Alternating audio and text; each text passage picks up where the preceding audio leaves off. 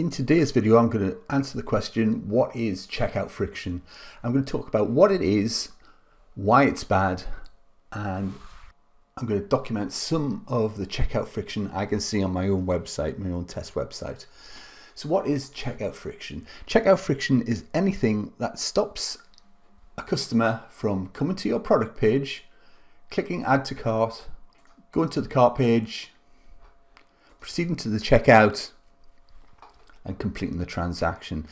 Anything that stops or slows a person down through that process is what I call checkout friction. So why is checkout friction bad?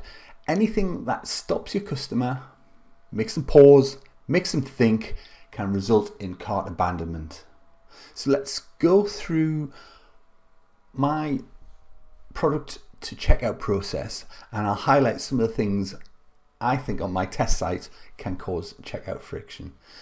So immediately looking at this, I've just got a tiny little description. So there's not enough in there to alleviate any concerns and really inform me about this product. So we would look at the descriptions and the imagery and any videos around the product to make me sure I want to buy it. Again, looking at the styling of this, that description is hard to read, so that's fairly weak. Next, I would look at things like social proof. Are there any reviews? No, they're not. So if this was a real site, I would look at collecting and rewarding customers for giving me reviews. Perhaps I can give them a coupon off the next purchase in return for a review. So then I have lots of reviews, and good and bad, don't filter them, show exactly what people think about the products, and that helps me as a customer to have an informed decision, not cause that checkout friction, and for me to click the add to cart button. So let's do that. There's another bit of friction introduced here. I have to then click this view cart button to continue on my journey. Perhaps when somebody comes to my site, you only buy one product at a time. Do I really want them to have to click that view cart, or could I have them click add to cart and go immediately to that cart? I've removed that little bit of friction on clicking view cart.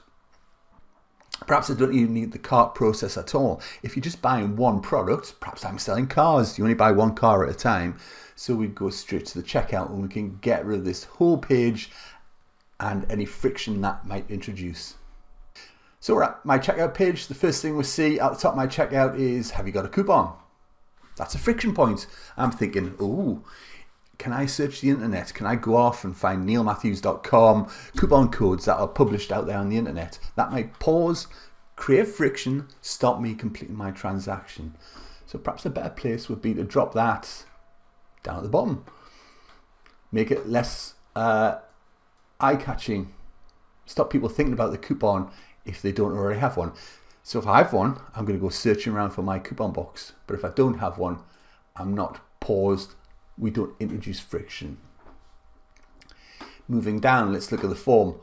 Perhaps you're B2C and you don't need a company name. So why leave that in? I think it was Amazon, they had a split test, and for every additional form field, you had a certain level of drop off and people abandoned carts. So get rid of the company name. Perhaps you've set up phone as a required field, which I would say is bad in my opinion. Immediately that fires an alert in my mind. I'm saying, are salespeople going to call me?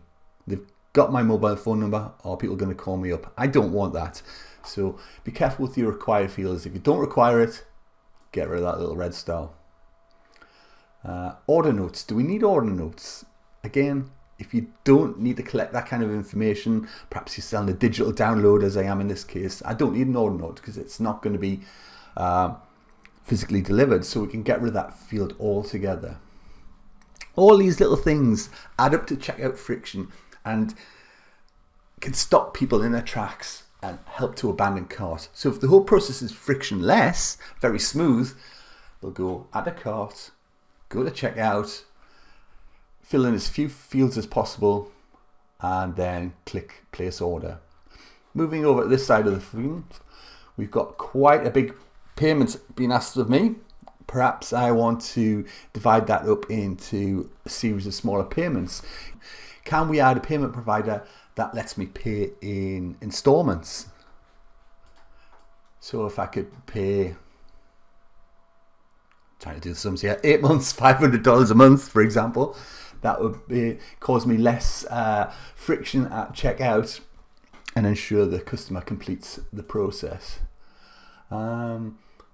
I'm asking for a credit card. Perhaps this is the first time you shop with me. You don't trust me, you don't know me yet. So there's this whole process of establishing a relationship. Do I really want to give my credit card number over to somebody I've never worked with before, I don't trust? Perhaps you could add a second payment provider. Perhaps you could put PayPal in there. I'm happy to log into my PayPal account and for PayPal to act as a proxy and send my credit card details to the firm. So that might be a way to decrease that checkout friction.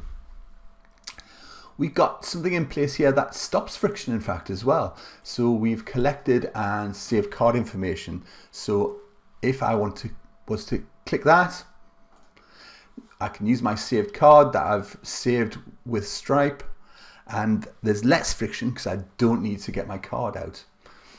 Same if we're on mobile. Perhaps you've got the Apple Pay or the Google Pay installed. So I'm checking out on my iPhone. All I need to do is have my face or my thumb, make that payment, and I don't need to get my credit card out. Checkout friction is a process of removing those small, often very tiny obstacles or objections that people might make to get from viewing dazzling digital downloads to hitting the thank you page and for that order to be completed. If you'd like me to audit your checkout process and look for checkout friction, I've got a free service. Get in touch and I'll record a video showing any checkout friction I can see on the journey from product to thank you page on your WooCommerce store. It's free. I don't need any login details. Just get in touch. Send me details of your shop and I'll record a video for you.